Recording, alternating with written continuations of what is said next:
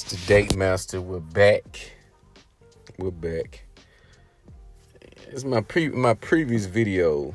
We talked about girls trips and how social media is or has become a tool and an instrument for all type of debauchery. From the female's perspective, you'll see a few businesses. Like I said, I use it for business, for promotion and advertising. That's pretty much where I get a lot of my customer base and my clients via social media. So I kind of scale down. I check my timeline, see what's trending, see what's what, and I come across things, and I start noticing certain behavior patterns. And this was prior to me really just focusing on business on these platforms. But who she is on social media is usually not who she is in real life. It's normally gonna be the opposite. I was I got a mantra. It's called they're gonna keep that rod in them. And you can break that down however you feel. And what it basically pertains to is if you notice the behavior of women on social media is usually going to be geared towards sex or some type of encounter or exchange on the basis of sex or attraction or something based in relationships or dating. And they tell a lot. They tell on themselves a lot because the type of commentary that they get is a reflection of the energy that they're putting out. So when you see these women talking about sex and dating multiple men, this is the new thing where a lot of women are pretty much outwardly speaking about dating multiple men. What this is a reverse psychology tactic to make it seem as if they are the ones who have the power in their dating life and dynamic and the choices, when in reality this is what she's been reduced down to. If you notice, none of them ever speak of marriage. And if they do speak of marriage, they speak of marriage in a discouraging manner. They talk down on it, or they all of a sudden you see where everybody doesn't want to be married. Marriage is not a goal for everyone. If I get married, cool. If not, they like to straddle this fence, but yet they're dating. So they say. They're not dating. They're mating.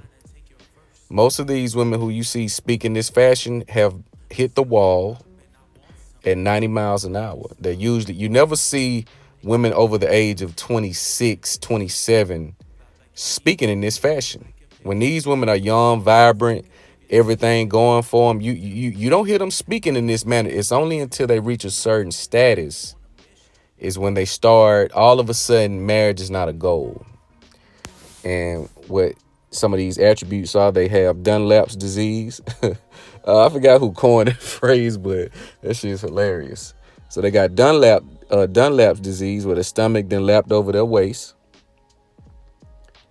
They also have kids by one or two or maybe three different men. They have built the business in a lot of cases. They have married their business or their career, and they're using these things to basically flip the script. So when you're seeing these women talking about all of the guys and the different guys they're dating openly and freely, they have accepted their role that they'll be nothing other than a bed wench. They'll be a comfort girl at best. Shout out my guy, Minister Jap. They'll be a comfort girl at best because they know deep down no man will take them seriously with the amount of baggage they have accumulated willingly. The terrible relationships, the emotional damage from the failed relationship, or the relationships that they knew didn't have a future. Those are the relationships that they don't really quote unquote count. So when you ask them how many relationships they have, they start hesitating and, oh, you mean official relationships? All that type of bullshit. Yeah, when you see women speaking in this manner and talking about they got multiple boyfriends and this guy, always dating, that's letting you know that they're spinsters. They're spinsters. They know they can only date and sleep around. No man is going to commit. No man will commit to them. So they make these posts to make it seem as if they're the ones who have made this decision, when we all know that's a lie. We all know that's a lie. The other one is the man shaming, when the women that get frustrated with men voicing their opinions and speaking on certain issues, no matter what it is. It could just be a simple chastisement or critique of a woman who clearly made a mistake, i.e., Shakari Champion or Richardson, whatever her name is. The women came out of the woodwork condemning men for simple critiques because she knew where she was or where she was headed to make such a careless mistake. These women made it seem as if these men nailed her to the cross, because these women fear accountability. So they live vicariously through other women that are being accountable. They feel like it's an attack on them. So they come out with the men shaming and shit like this. This is another indicator where they're trying to virtue signal or play the victim. They're trying to play the victim. They're trying to create this emotional turmoil that they desire. Because again, we know social media, as I said in previous videos, is their digital boyfriend. It's their digital significant other. That's why they will not give it up. You've seen it on a few platforms. Fresh and Fit, shout out to them. They show this from the women, where they would not relinquish the power of the social media. The next one, this is the greatest trick that has been adjusted, or I would say used. The social media story by way of Snapchat. Snapchat was the first platform where you can only post your videos and people respond discreetly without anyone else knowing. So now you see this incorporated in Instagram, Facebook, Twitter, all these other platforms. And these women, you've noticed, they don't really post the pictures of themselves on their timelines anymore. They post it in their story because that's their way of putting themselves up for auction. When you see a woman, she's always putting pictures in the story. She's always, and usually they're provocative, showing, her figure and shape, etc. This woman is shopping. She's looking for the highest bidder.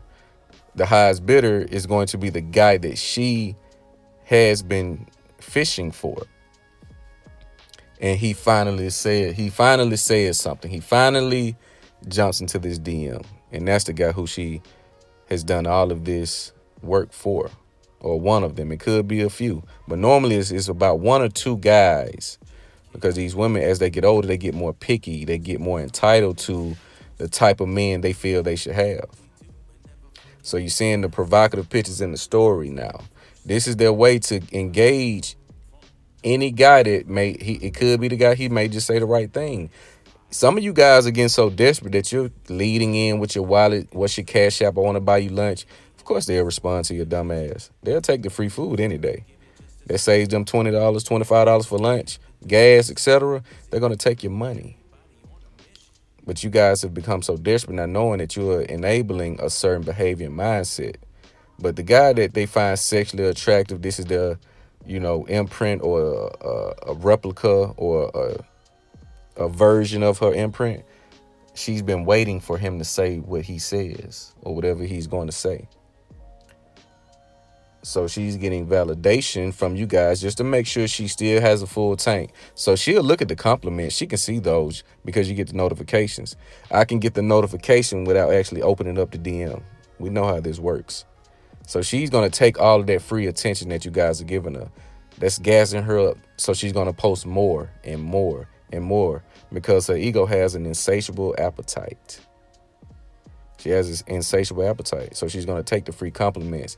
And then there comes the guy.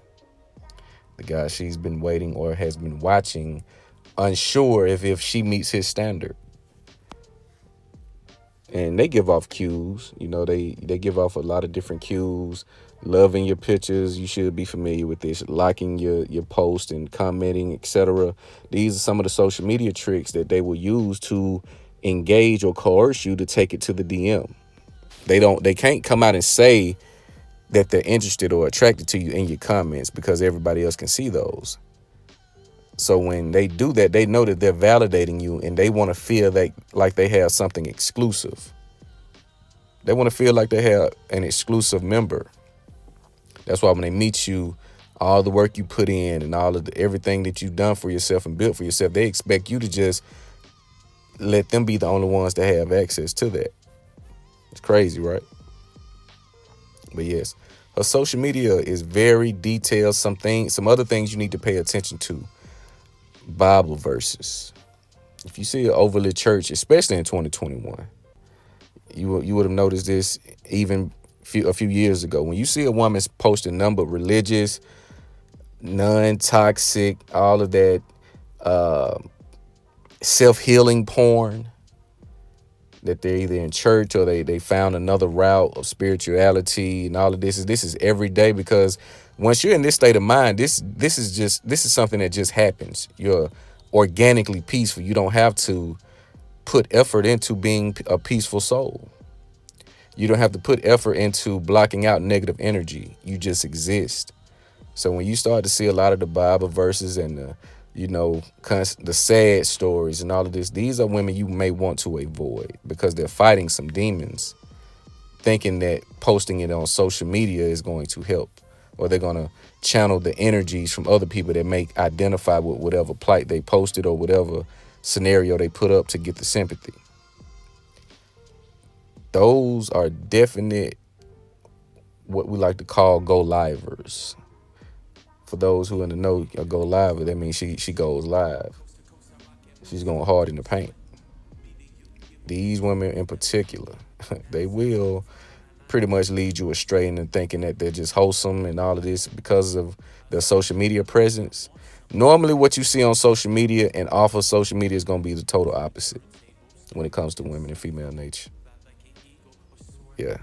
Take a look into these strategies, the stories, the relationship porn post, the overinflation of options. She's making it seem like she has this guy, that guy. They don't really have these guys. And if they do, they're not of value, because if they were, they wouldn't be so outspoken about it, because of course, they're friends on Facebook and Instagram. Because 9 times out of 10, I won't say nine, 7 times out of 10, that's where they met. Because these women, again, having children, being baby mothers, having jobs, when would they have the time to go out to meet these guys? On the weekend, maybe, but they're going out to meet the guys that they have already met via social media.